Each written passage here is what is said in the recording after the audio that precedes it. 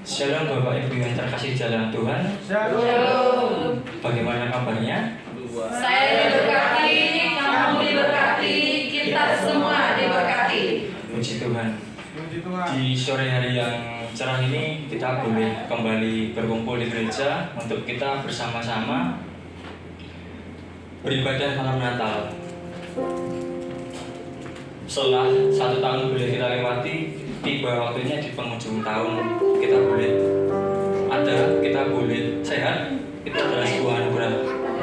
Saya mengajak Bapak Ibu Saudara di kesempatan sore hari ini kita mau bawa hati kita mau bawa pikiran kita untuk kita boleh fokus memuji muliakan nama Tuhan. Bila mana tadi kita berangkat dengan pikiran yang lelah, dengan badan yang tidak enak, kita boleh saat ini sejenak kita boleh sama-sama bersaat teduh. Kita mau merefleksikan, kita mau mengingat esensi dari Natal itu dalam kehidupan kita. Mari kita satu dalam doa. Bapa yang baik, Bapa yang penuh kasih, kami mengucap syukur Tuhan untuk kesempatan sore yang indah ini, di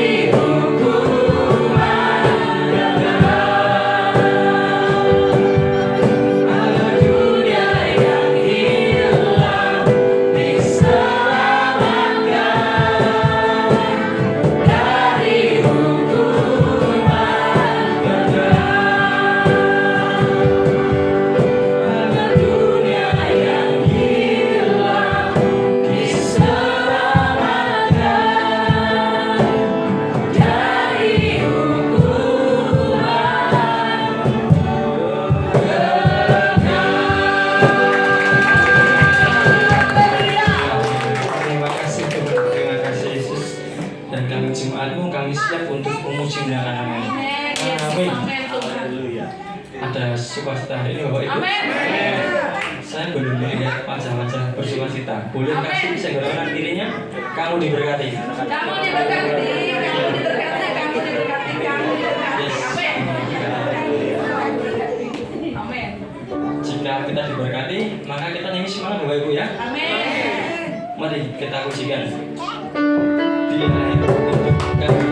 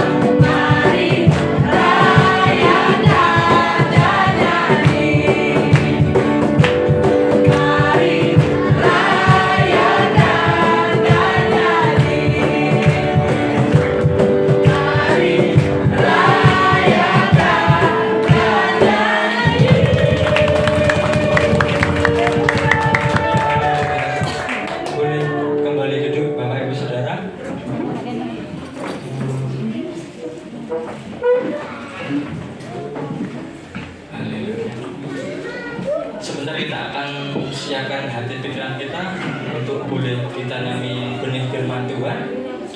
Mari kita pujikan putih bulu domba.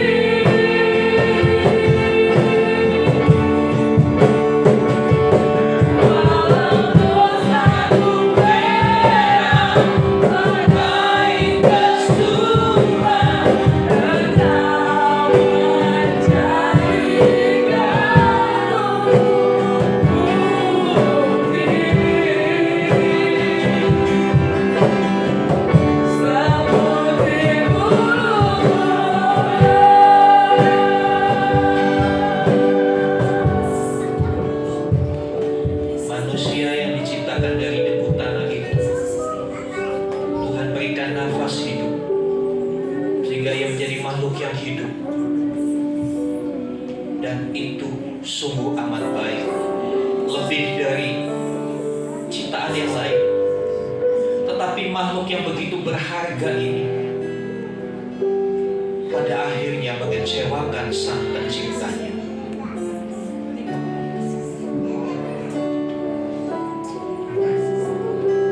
Dia tidak taat, dia melawan, dia memberontak.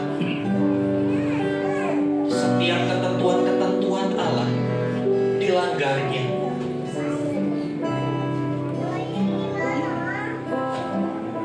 Namun demikian, Allah tidak serta-merta menghukum, karena yang Dia kehendaki adalah pertobatan, bukan kebinasaan. Ya, kita adalah salah satu dari manusia itu yang kadang-kala memberontak kepada Allah, yang kadang-kala melawan, yang kadang-kala kita bertindak mengikuti hawa nafsu kita. Sudah tahu itu adalah dosa, tapi kenapa kita masih lakukan? Betapa jahatnya kita. Tapi pertanyaannya, apakah Tuhan membuang kita? Apakah Allah membinasakan kita? Tidak. Kalau sampai hari ini kita masih diberikan nafas hidup, bukankah itu bukti kesabarannya? Kalau sampai hari ini dosamu belum dihukum, kalau sampai hari ini kau masih baik-baik saja padahal kau melakukan pelanggaran di hadapan Allah, bukankah itu adalah kesabarannya yang luar biasa? Karena satu hal, Dia ingin kita bertobat. Mari sejenak di malam Natal ini kita tundukkan hati dan jiwa kita. Kita tenangkan pikiran kita. Kita sadari betapa kasih-Nya begitu besar. Betapa Tuhan Yesus dengan rela, dengan ikhlas meninggalkan semua kemuliaannya di surga untuk turun ke dunia menjadi manusia sama seperti saudara dan saya, untuk satu tujuan, supaya manusia diselamatkan. Haleluya, haleluya. Kasih-Nya begitu luar biasa. Malam hari ini kita memperingati Natal itu bersama-sama. Kita memperingati peristiwa di mana Allah yang sebetulnya Dia kecewa dengan manusia ciptaannya, yang sebetulnya begitu mudah Dia memusnahkan spesies manusia dan Dia menciptakan spesies yang baru. Itu lebih mudah Dia lakukan daripada Dia harus menyelamatkan manusia yang keras kepala. Tetapi Dia tidak lakukan itu. Dia begitu mencintai saudara dan saya. Amin. Di pertanyaannya malam hari ini, apakah balasanmu terhadap cintanya yang besar itu? Masihkah kita bertekun dalam dosa? Masihkah hati kita keras dan berkata, saya tidak perlu Tuhan? Biar setiap pribadi berdoa kepada Tuhan di malam Natal ini. Biarlah ini tidak menjadi seperti malam-malam Natal di tahun-tahun yang lalu. Biar ini menjadi satu malam reformasi buat hidup kita. Biar Roh Kudus memberikan kesadaran penuh untuk kita datang dan bertobat. Haleluya, haleluya. Roh Kudus, mari Kau berbicara dengan lembut di hati setiap kami. Nyatakanlah kasih yang besar itu untuk setiap kami. Nyatakanlah betapa Engkau, Tuhan Yesus, mau hadir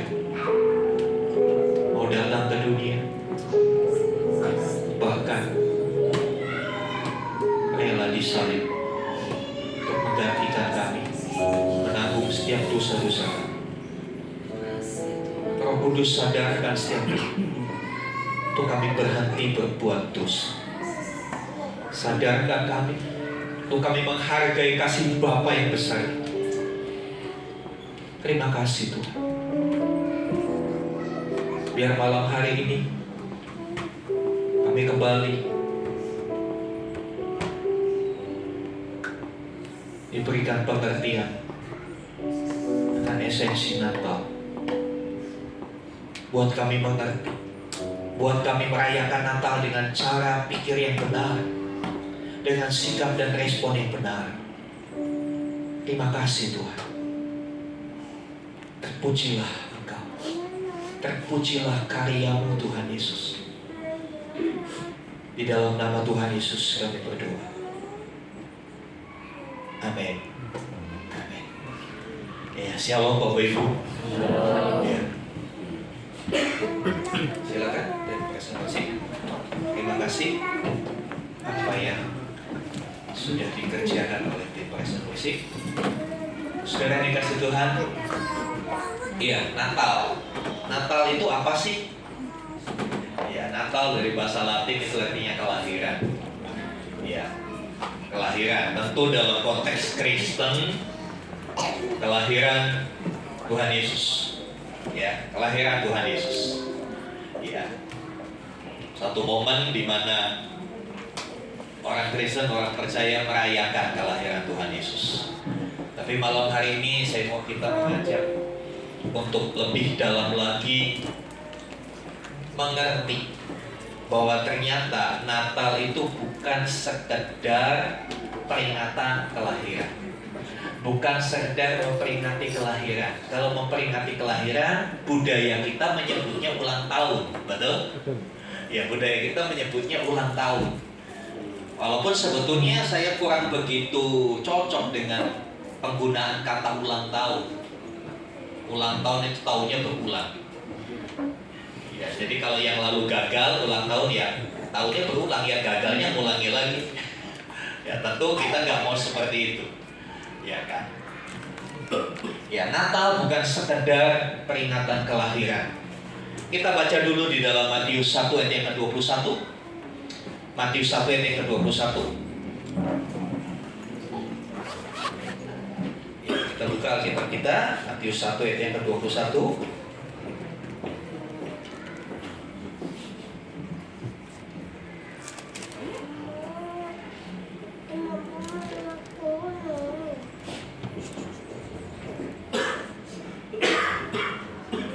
Ya, firman Tuhan berkata, Ia akan melahirkan anak laki-laki dan kau akan menamakan dia Yesus, karena dialah yang akan menyelamatkan umatnya dari dosa mereka.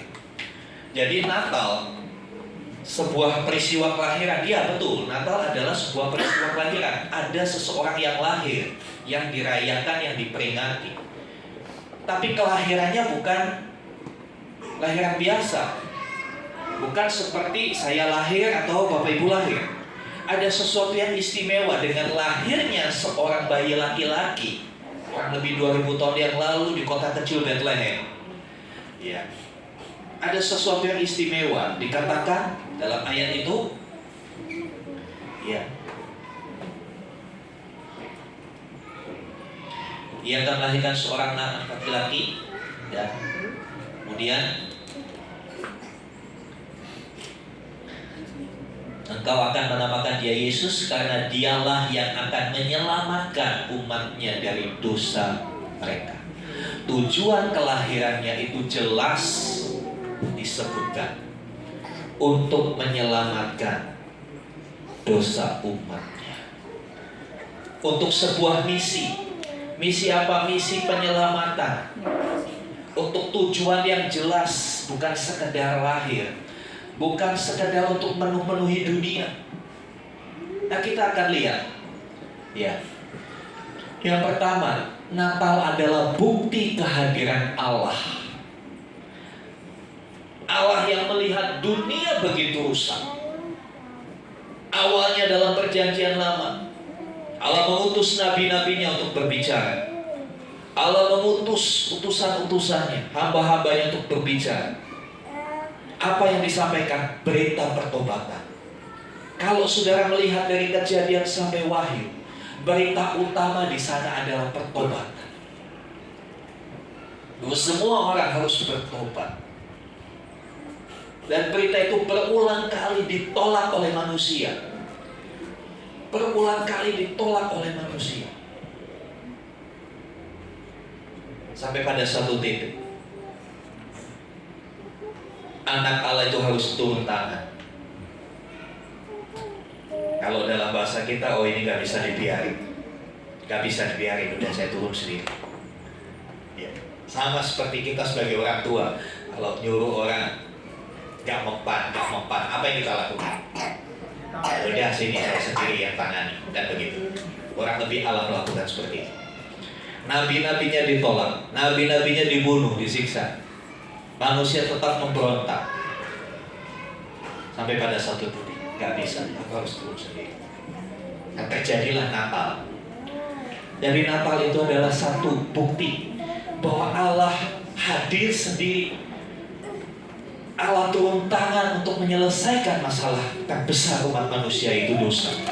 Ya. Natal merupakan bukti kehadirannya di antara manusia yang berdosa. Kehadirannya untuk menyelamatkan manusia yang berdosa. Perlu digarisbawahi, kehadirannya untuk menyelamatkan manusia yang berdosa. Ya. Allah tidak menghendaki kebinasaan orang berdosa, tetapi pertobatannya. Ya. Kita buka di dalam Yeremia 33 ayat 11. Yeremia 33 ayat 11.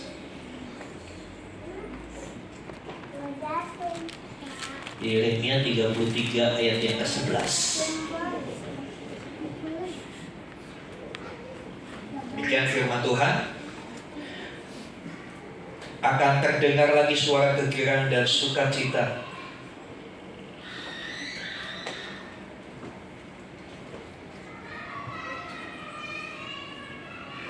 Saudara, keliru, maaf.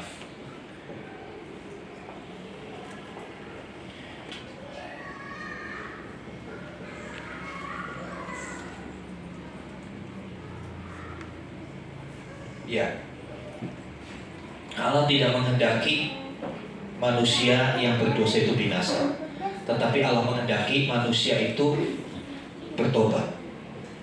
Sebentar, saya cari dulu ayatnya ada.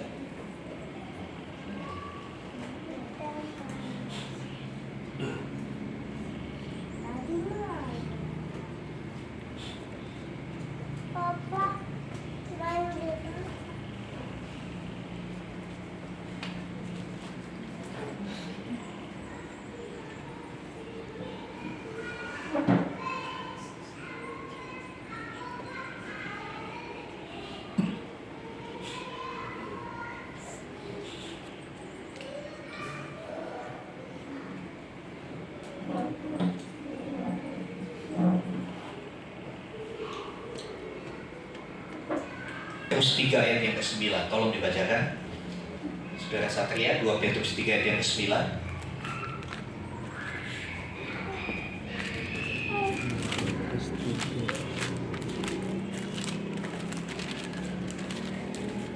Petrus 3 ayat yang ke-9, silakan Saudara Satria. 2 Petrus 3 ayat 9. Tuhan tidak lalai menepati janjinya, sekalipun ada orang yang menganggapnya sebagai kelalaian, tetapi ia sabar terhadap kamu, karena ia menghendaki supaya jangan ada yang binasa, melainkan supaya semua orang berbalik dan bertobat. Iya, yang Tuhan kehendaki adalah bukan kebinasaan, tetapi semua orang berbalik dan bertobat. Ya. Jadi kalau sampai hari ini orang yang berdosa belum dihukum, kadang kan kita lihat ya dalam masyarakat kita, oh itu dia jahat banget, dia begini, wah komplit dah kejahatannya. Tapi kok hidupnya lebih enak dari saya? Dia enak-enak aja, dia santai. Ya, saudara, bukan berarti Allah lalai, bukan berarti Tuhan tidak melihat, tapi Tuhan menunggu. Apa yang Tuhan tunggu? Pertobatannya. Kadang-kala kita sebagai manusia, kita ini gak sabaran. Ya kan? Ya. Makin kesini manusia itu menjadi makhluk yang paling tidak sabaran. Coba perhatikan di lampu merah. Begitu lampunya hijau, itu spontan bunyikan klakson sama-sama. Benar atau benar, saudara? Benar. Iya kan? Padahal ya kalau udah maju ya akan maju juga. Biar dibunyikan klakson, kalau di depannya masih hijau kan nggak akan maju. Itulah gambaran manusia. Tapi Allah sabar. Dia nunggu manusia itu bertobat. Karena dia nggak ingin manusia ciptaannya itu binasa. Karena Allah begitu menghargai manusia. Ya, Allah begitu menghargai manusia. Saya kasih gambaran dulu, saudara. Ya, manusia itu diciptakan dari apa, saudara? Debu tanah. Satu materi yang gak ada artinya, lemah, murah, ya gak berharga. Apa yang membuat manusia itu yang sampai hari ini semua orang mengakui bahwa manusia itu makhluk yang paling mulia? Setuju? Setuju ya? Manusia itu paling mulia daripada ciptaan yang lain. Ya. Lumba-lumba dalam pentas lumba-lumba bisa ngitung, tapi kita lebih pintar ngitung. Apalagi ngitung salahnya orang, itu lebih pintar. Ya kan? Nah, saudara yang dikasih Tuhan, manusia yang dari debu tanah itu bisa menjadi makhluk yang mulia, yang berharga. Karena apa? Karena setelah Tuhan membentuk manusia dari debu tanah, kitab Kejadian mengatakan, maka Tuhan Allah menghembusi manusia itu dengan nafas hidup, dengan kehidupan. Ada hidupnya Allah, ada rohnya Allah di dalam dirimu dan dirimu. Itu yang membuat saudara dan saya berharga. Kalau berharga pasti dipertahankan, betul gak? Kalau itu berharga pasti dipertahankan oleh pemiliknya. Ya, walaupun sudah kotor, sudah rusak, akan dipertahankan. Mau kasih contoh. Ini apa, saudara? Berharga gak? Berharga. Siapa yang mau? Iya. Semua. Ini berharga. Yakin ini berharga? Yakin. Saya remas-remas loh. Berharga. Saya kasih keringat saya. Berharga. Saya ludahi. Saya buang. Saya injak. Saya injak. Masih Mau? masih laku itu. Mau? Gak mau? Siapa yang mau? Saya. Siapa yang mau? Cepat maju ke depan, ambil. Ambil. Malu, Pak. Ambil. Katanya berharga, katanya mau.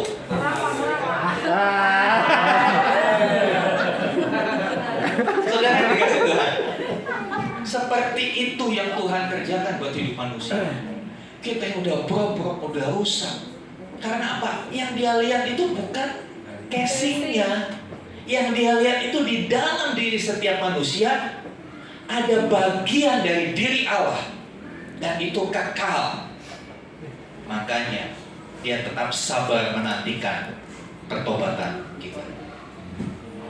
Sekalipun sudah kotor, sekalipun sudah rusak, yang di dalamnya itu tetap bersinar. Itu yang Tuhan lihat. Karena itulah akhirnya muncul ayat Yohanes 3 ayat 16. Karena begitu besar kasih Allah akan dunia ini sehingga ia telah mengaruniakan, supaya setiap orang yang percaya kepadanya tidak binasa melainkan beroleh hidup yang kekal. Dia hadir, bukan hanya sekedar hadir, tapi next, Natal adalah pengorbanan. Kristus hadir, itu adalah sebuah pengorbanan. Siapa yang berkorban melalui peristiwa Natal? Yang pertama Allah sendiri.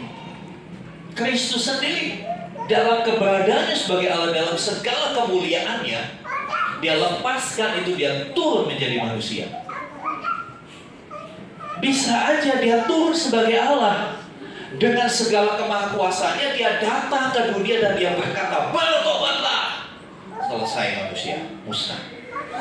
Tapi dia gak mau. Karena dia tahu dalam diri kita masih ada bagian dari rohnya. Itu yang dia mau selamatkan. Sehingga dia harus korbankan putranya yang tunggal. Pribadi Kristus harus turun ke dunia. Ya, hari-hari ini kita melihat kampanye capres. Ya, Capres yang biasanya naik mobil jalan kaki, ya kan? Yang biasanya nginep di hotel tidur di rumah penduduk, ya kan? Iya, tidur di rumah penduduk 1-2 hari. Tuhan Yesus 33 tahun, saudara. Hidup di dunia, merasakan teriknya matahari, merasakan lapar, merasakan lelah, untuk satu tujuan, supaya manusia diselamatkan. Itu pun pada akhirnya dia ditolak juga. Betul? Ada satu pengorbanan yang besar. Dan Natal ini juga melibatkan pengorbanan dari orang-orang lain. Yusuf dan Maria. Kita melihatnya sekarang, setelah Natal itu terjadi, kita bisa baca di Alkitab, ya. Baca di Alkitab, kita melihat, wah, Yusuf dan Maria dapat anugerah keren, ya kan? Saya juga mau dong seperti Maria. Betul, ibu-ibu? Ya kan? Saya mau dong. Tapi coba kita bawa pemikiran kita tempatkan kita di zaman itu, di zaman hukum Taurat berlaku. Kita ada di dalam posisi Maria dan Yusuf. Bukankah sebuah pengorbanan? Kira-kira nih, saudara, kira-kira kalau seorang cowok, ya anggap aja, kasih contoh, Edo punya pacar, belum diapa-apain, gandengan tangan aja enggak. Apalagi pacaran online. Pacarannya ketemu di IG, udah online terus, chattingan, I love you-nya cuma digambar, emoji aja gitu ya. Terus tiba-tiba kamu dengar berita pacarmu hamil, bagaimana? Nangis. Gimana dong? Masih Logika. marah. Lanjut atau Biasa aja.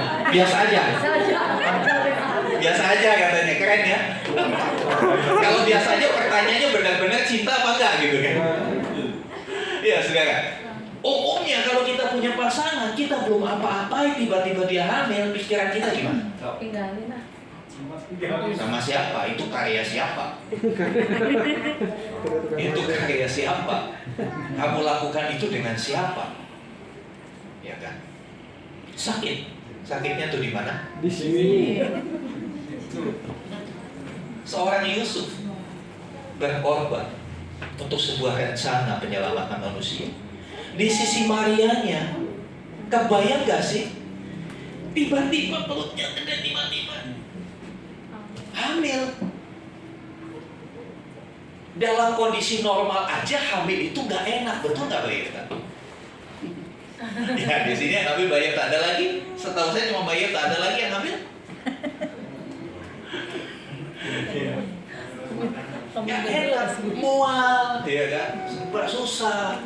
Pengen ini udah dibeliin, ya cuma dicuil sedikit begitu. Sebuah pengorbanan, dan pengorbanannya bukan cuma 1-2 bulan, 9 bulan dibawa kemana-mana. Kalau bisa ya diletakkan dulu kan begitu. Sebuah pengorbanan.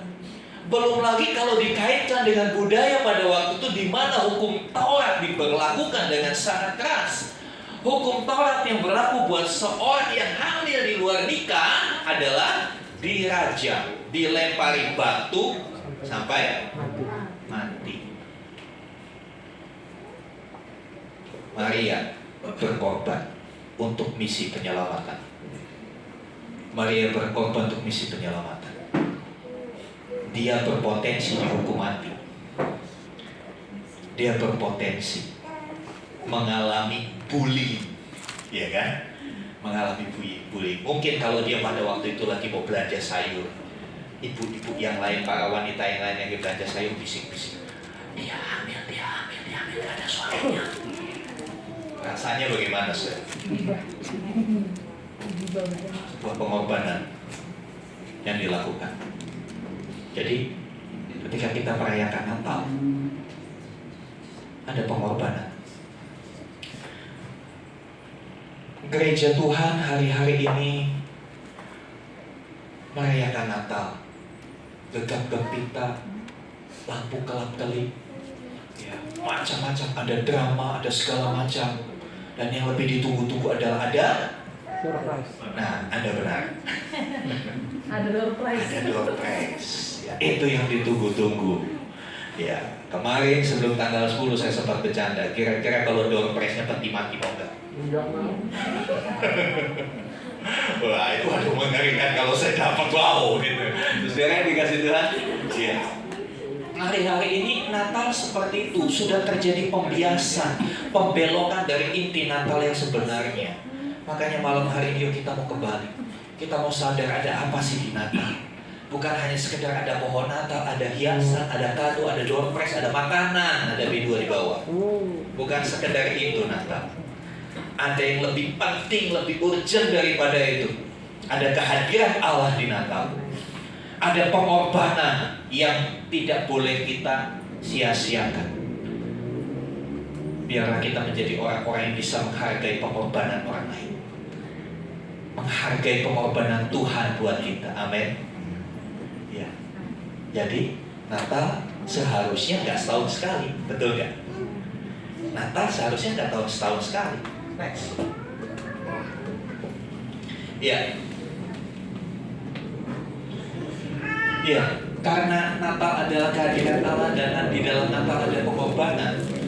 Natal itu harusnya selalu ada di dalam hati dan hidup kita. Artinya dalam hati dan hidup kita setiap kali harus ada Natal. Harus ada satu kesadaran Tuhan mau hadir dalam hidup kita. Dengan sebuah kesadaran ada pengorbanan yang luar biasa dari Tuhan Yesus. Supaya saudara dan saya bisa tetap hidup sampai hari ini. Bahkan sampai kekekalan kita memperoleh keselamatan kekal. Harus selalu ada dalam diri kita.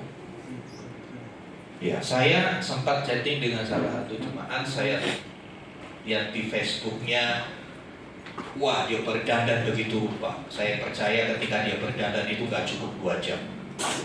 Pasti bangun pagi-pagi. Walaupun acaranya siang, pasti dia bangun subuh-subuh untuk make up, untuk dandan. Ya, saya tidak sebut namanya, saya cuma komen aja begini. Coba nanti hari Minggu bikin begini ya. Kenapa tiap kali ibadah gak dibikin begitu? Pertanyaannya, Anda berdandan buat siapa? Anda beli baju baru di hari Natal? Pertanyaan saya, yuk kita lakukan. Buat siapa Anda lakukan itu? Buat siapa, saudara? Halo? Saya mau katakan, buat diri kita sendiri. Betul? Supaya apa? Wah, dibilang cantik, dibilang keren, dapat like banyak di media sosial. Kita melakukan sesuatu untuk Natal lebih kepada diri kita sendiri.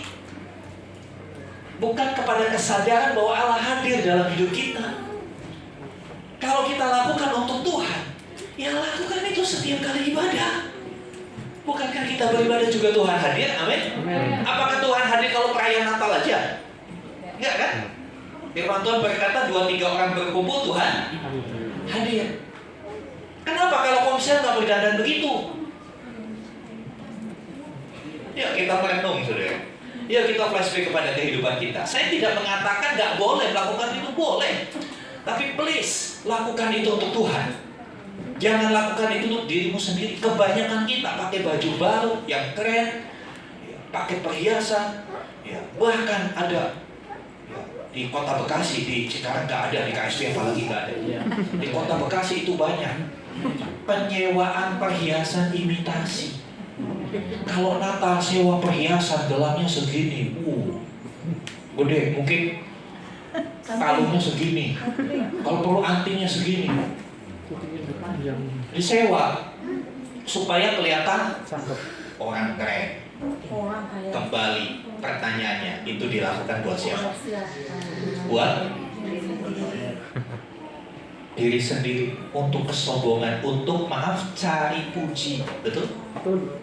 Mari kita ubah cara berpikiran seperti itu. Kita mau lakukan semuanya untuk Tuhan, amin. Karena Dia sudah melakukan yang terbaik buat kita. Dia melakukan yang terbaik buat kita. Karena itu, mari saya mau ajak kita tiap hari kita bernatal, amin. Oh yes Pak, ke Ayola lagi minggu depan. Bukan, maksudnya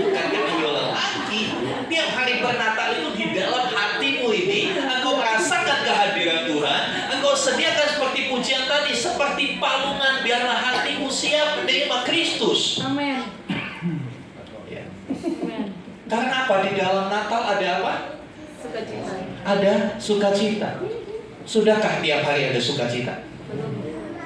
Belum Pak. Belum Pak. Ya, sukacita Pak. Kalau pas tanggal gajian, kalau pas orderan banyak. Ya, sukacita Pak. Tapi harusnya sukacita itu setiap saat. Kalau kita bisa ada Natal tiap hari. Kalau hati kita selalu bernatal tiap hari, maka akan ada sukacita dalam hati. Amin. Walaupun tagihan belum terbayar. Amin. Kau sukacita karena kau tahu Allahmu sanggup memenuhi segala keperluan, menurut kekayaan dan kemuliaan. Tapi kadang-kala ayatnya diganti. Allahku akan memenuhi segala keinginanku. Jangan diganti ayat. Ayat itu berkata memenuhi segala keperluan, bukan keinginan. Ya. Dalam Natal ada apa? Nanti ini baca sedikit ayat. Ya. Dalam Natal ada apa? Ada damai sejahtera. Adakah damai sejahtera di hati kita setiap hari? Kadangkala ketika kita dengar berita-berita tentang kita yang gak baik, kita kehilangan damai sejahtera. Kita jadi marah, kita jadi jengkel, ya, kita jadi geram. Padahal berita-berita itu tidak akan mempengaruhi hidupmu. Tapi engkau memilih untuk membuang damai sejahtera itu dan memilih menjadi marah, memilih menjadi jengkel. Kalau sudah begitu, dampak selanjutnya apa? Tensimu naik, saudara. Iya, Bapak. Tensimu naik. Rasa tekuk ini capek, pegel banget. Ya. Saya pernah sampaikan, silakan cek di YouTube. Apa yang terjadi di dalam hati kita akan mempengaruhi fisik kita. Ayat-ayat Alkitab pernah saya sampaikan. Kadang kalau orang sakit ginjal, pinggang, itu bukan karena murni sakit, tapi karena pengaruh hatimu yang gak beres. Engkau khawatir, pinggangmu sakit. Engkau takut, lehermu tegang.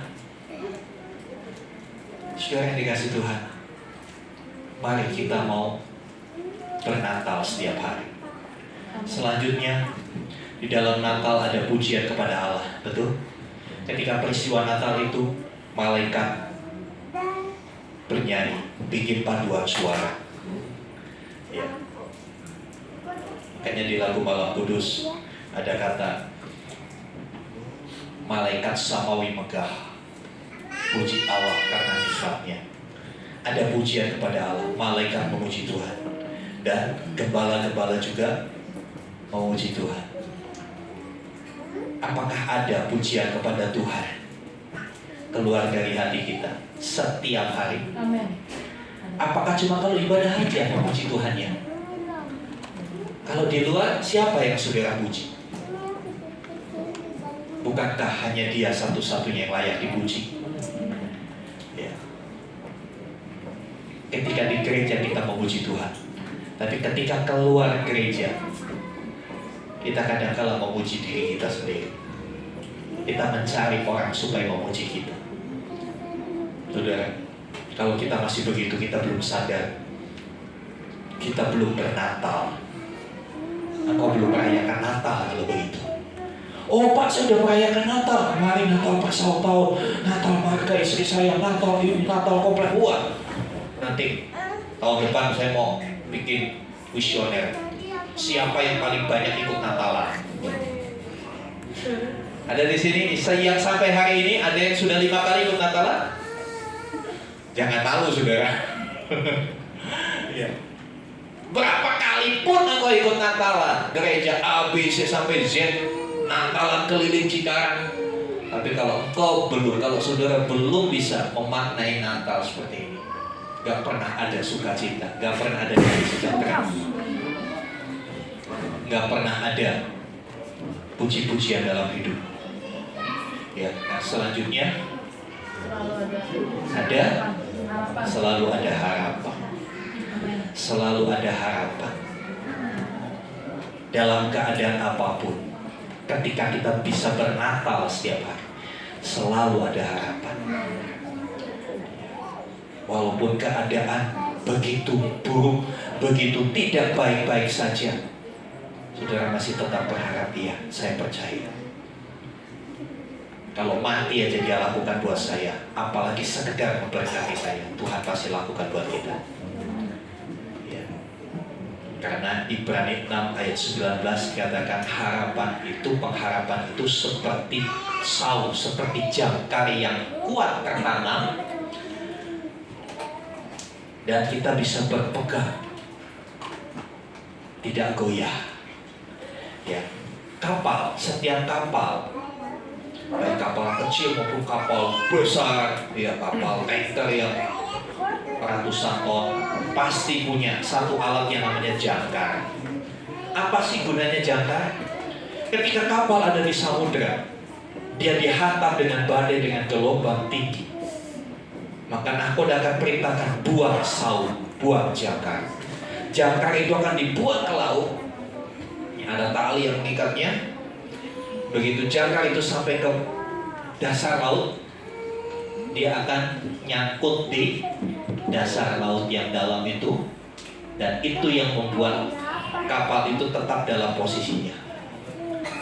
Gelombang membawa ke sini, tapi karena dia terhubung dengan jangkar itu, dia nggak lepas. Dia tidak terbawa gelombang, dia tetap di posisinya. Mungkin goyang, iya tetap goyang, tapi dia tetap di posisinya, tidak jauh berpindah dari posisinya, tidak terbawa arus. Kalau kita punya pengharapan, apapun yang terjadi di dalam hidup kita, masalah, persoalan, hantaman badai, pergumulan, kita akan tetap di dalam Kristus. Kita tidak akan terbawa arus dunia. Sekalipun kita lagi kepepet uang, berat ekonomi, kebutuhan banyak, tagihan berentet.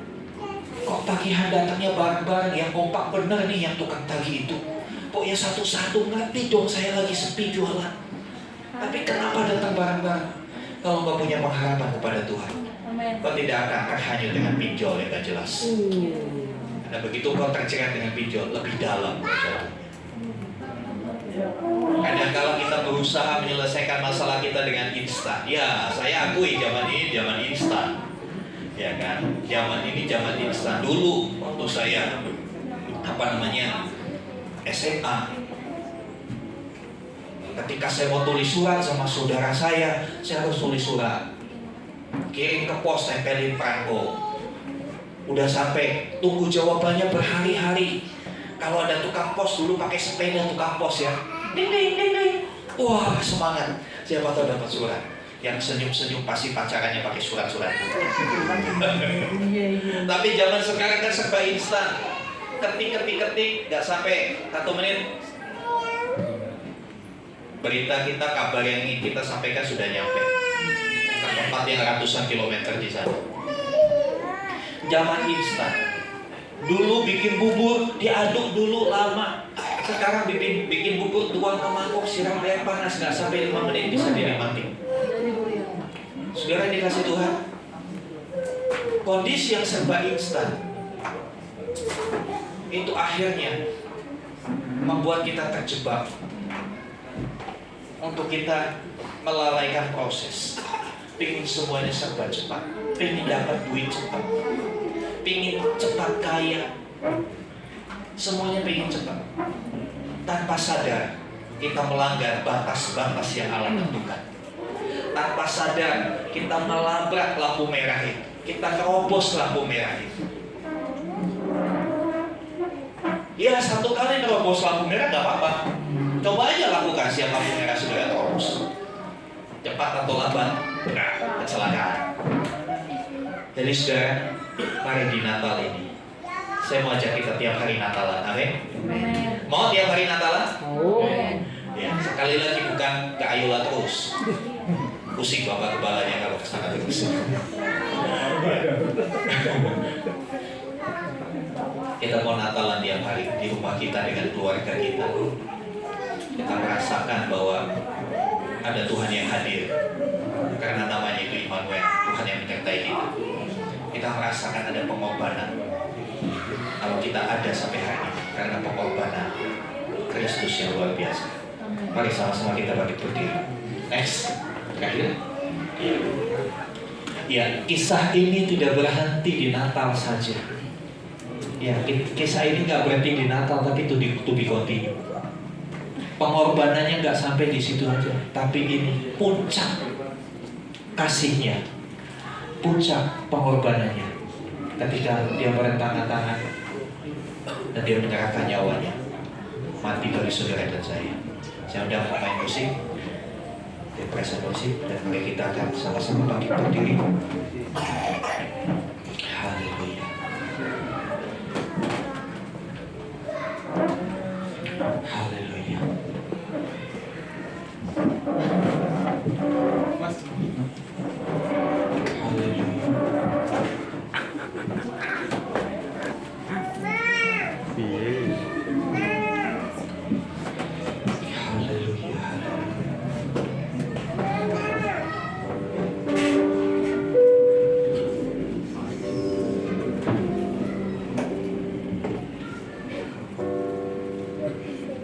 Mari perhadapkan diri kita kepada Tuhan, saudara. Haleluya, haleluya. Natal bukan sekedar memperingati kelahiran. Natal bukan hanya ulang tahunnya Tuhan Yesus. Tapi ada hal yang jauh lebih penting yang harus kita pahami dan mengerti. Melalui Natal, Tuhan mau hadir di hidup kita, di hidup saudara dan saya. Bukan hanya ketika bulan Desember, tapi Dia mau hadir setiap hari, setiap saat. Haleluya.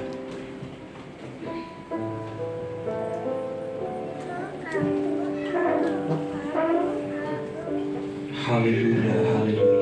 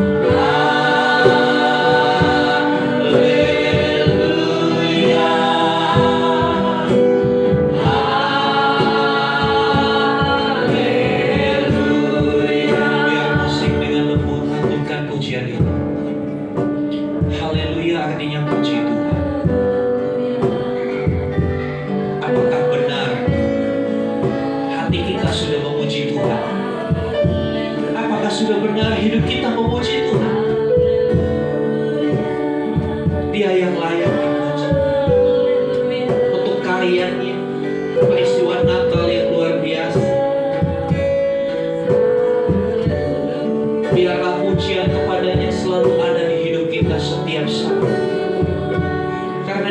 besar, Dia Allah yang dahsyat, Dia penuh kasih. Haleluya. Hari ini apa yang menjadi pergumulanmu, serukan kepadanya. Ketika kau memuji Tuhan, itu berarti kau mengakui bahwa Tuhan itu maha kuasa. Ketika kau memuji Tuhan, kau mengakui bahwa Dia sanggup melakukan perkara besar dalam hidupmu. Mungkin beberapa di antara saudara kau bergumul dengan kebiasaan-kebiasaan buruk, saudara, dengan karakter yang kurang baik. Kau sudah berusaha tapi selalu gagal. Hari ini di malam Natal, kita mau berseru haleluya. Biar Dia menjamah hidup, biar Dia memulihkan hidup. Atau mungkin kau hari-hari ini dalam keadaan tidak baik-baik saja.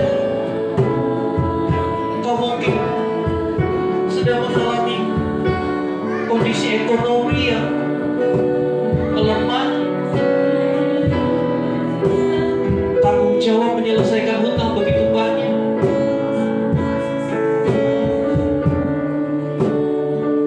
Berkat itu datangnya dari Tuhan, saudara. Susah payah tidak akan membawa kalau Tuhan tidak memberkati. Walaupun kau banting tulang, walaupun bekerja sampai larut malam, maka berkat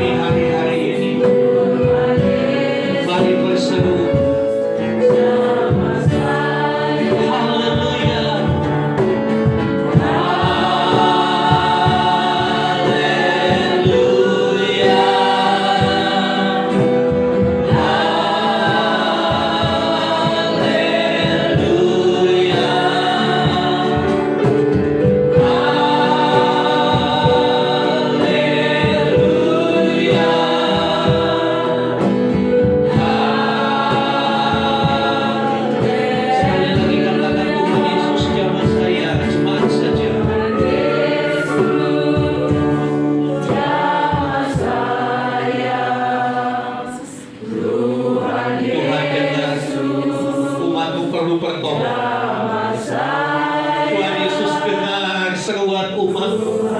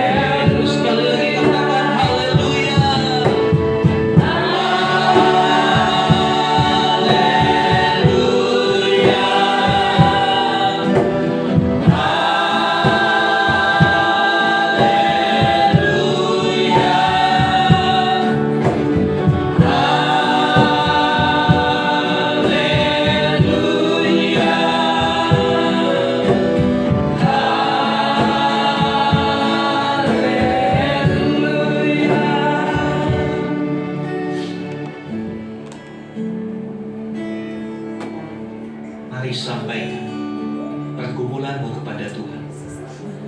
Ceritakan, karena Dia Allah yang mendengar. Berbicaralah kepada Tuhan, maka Dia akan menjawab engkau. Yang pribadi berdoa. Haleluya, haleluya. Dan dengar suaranya di dalam keheningan. Dengar suaranya yang memberikan kekuatan buat hidup. Haleluya, haleluya.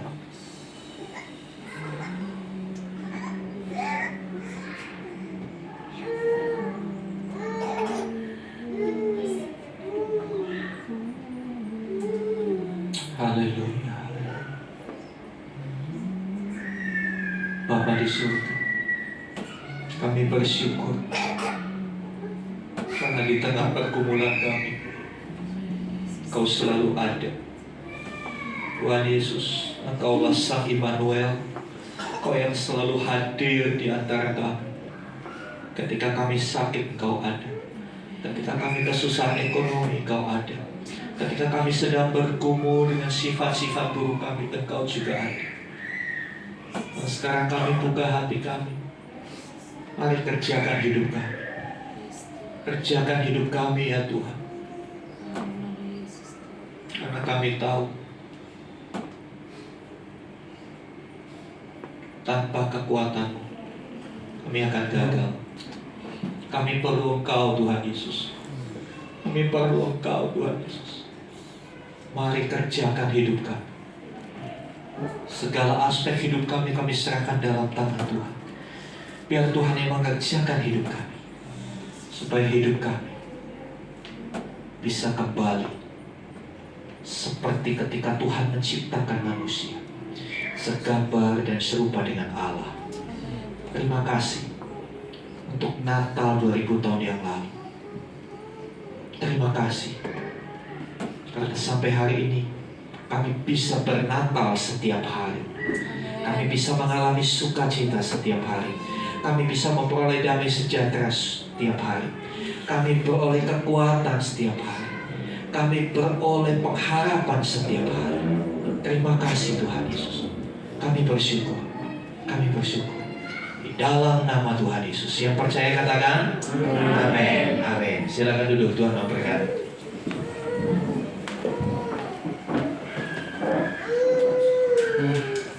Masih dalam hadirat Tuhan, Bapak Ibu yang terkasih, tiba saatnya kita mempersembahkan persembahan kita. Minta bantu Pak Rito, bantu persembahan. Kita pujikan selamat datang.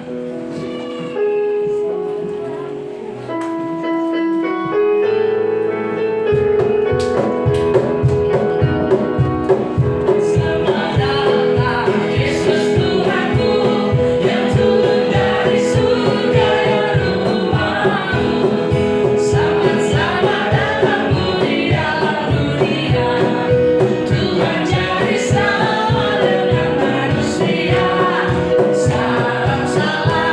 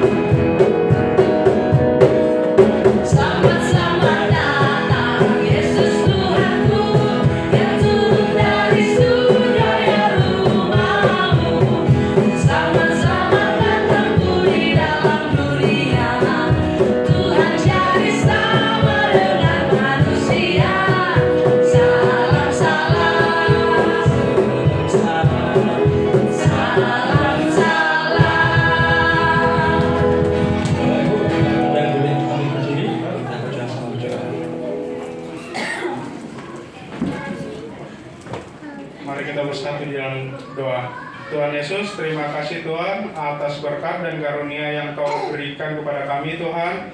Terima kasih juga Tuhan atas napas kehidupan hingga sampai saat ini Tuhan Kau berikan kepada kami Bapa. Bapa, ini ada sedikit persembahan yang kami berikan kepadamu Tuhan. Terimalah dan kuduskanlah Tuhan. Tuhan, sebentar lagi kami akan pulang ke rumah Tuhan. Berkati dan lindungilah kami dimanapun kami berada Tuhan. Sampai ke rumah kami dengan selamat Tuhan. Terima kasih Tuhan, di dalam nama Tuhan kita Tuhan Yesus Kristus kami berdoa dan mengucap syukur. Amin. Amin. Terima kasih Pak Riko. Selanjutnya ada pengumuman dari Bapak Gembala.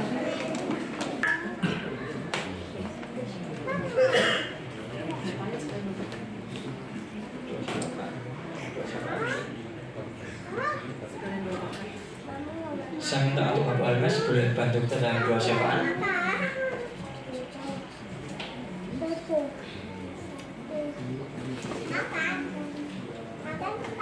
Mari kita satukan hati kita berdoa.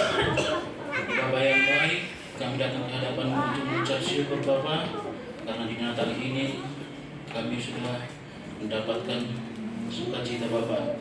Bapa, terima kasih Bapa untuk segalanya Bapa.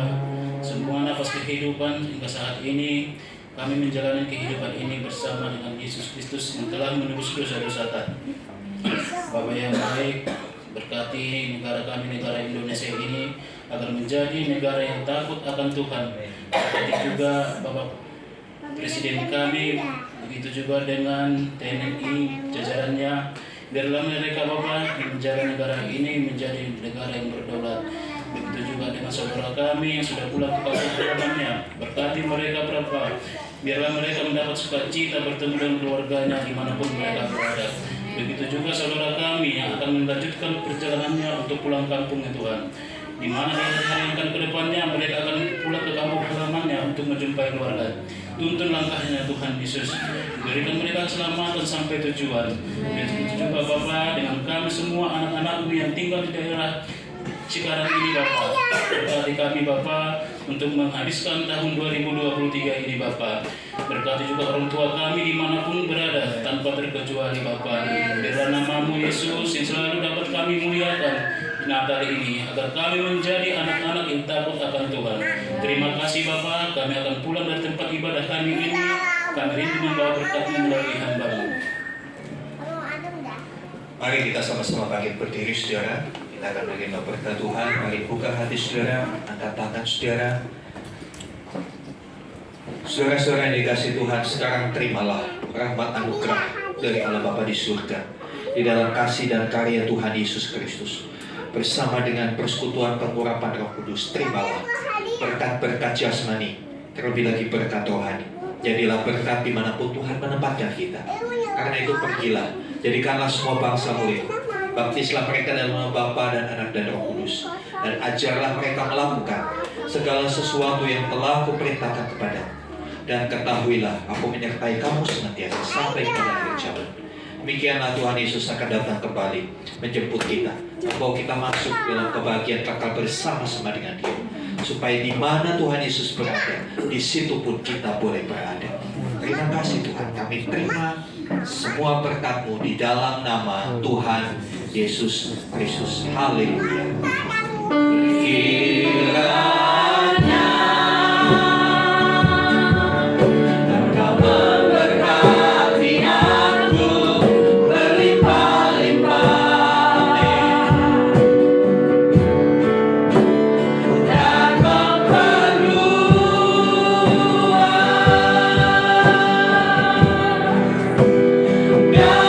daerahku.